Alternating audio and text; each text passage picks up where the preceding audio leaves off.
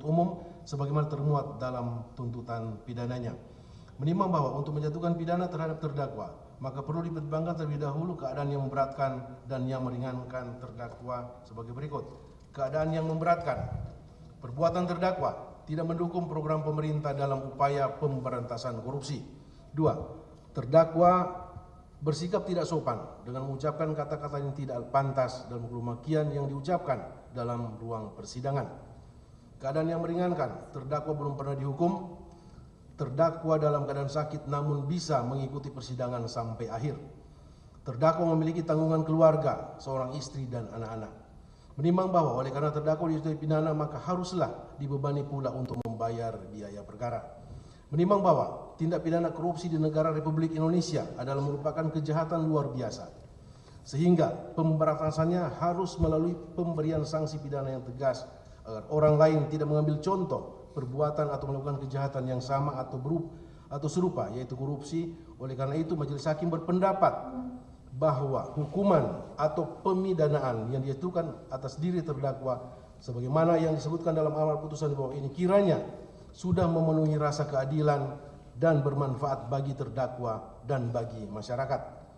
Memperhatikan ketentuan pasal 12 huruf A kecil Undang-Undang Republik Indonesia Nomor 31 Tahun 1999 tentang pemberantasan tindak pidana korupsi, Yunto Undang-Undang Nomor 20 Tahun 2001 tentang perubahan atas Undang-Undang Nomor 31 Tahun 1999 tentang pemberantasan tindak pidana korupsi, Yunto Pasal 55 ayat 1 ke 1 KUH Pidana, Yunto Pasal 65 ayat 1 Kitab Hukum Pidana, dan Pasal 12B besar Undang-Undang Nomor 31 Tahun 1999 tentang pemberantasan tindak pidana korupsi, Yunto Undang-Undang Nomor 20 Tahun 2001 tentang perubahan atas Undang-Undang Nomor 31 Tahun 1999 tentang pemberantasan tindak pidana korupsi, Undang-Undang Nomor 46 Tahun 2009 tentang Pengadilan Tindak Pidana Korupsi, dan Undang-Undang Nomor 8 Tahun 1981 tentang Hukum Acara Pidana serta peraturan perundang-undangan lain yang bersangkutan. Mengadili: 1. Menyatakan terdakwa Lukas NMB tersebut di atas telah terbukti secara sah dan meyakinkan menurut hukum bersalah melakukan tindak pidana korupsi secara bersama-sama dan gratifikasi sebagaimana dalam dakwaan ke-1 pertama dan dakwaan kedua penuntut umum. 2. Menjatuhkan pidana kepada terdakwa Lukas NMB oleh karena itu dengan pidana penjara selama 8 tahun dan denda sejumlah 500 juta rupiah dengan ketentuan apabila denda tersebut tidak dibayar diganti dengan pidana kurungan selama 4 bulan. Menghukum terdakwa untuk membayar uang pengganti sejumlah 19.090.793.900 rupiah paling lama dalam waktu 1 bulan sesudah putusan ini berkekuatan hukum tetap.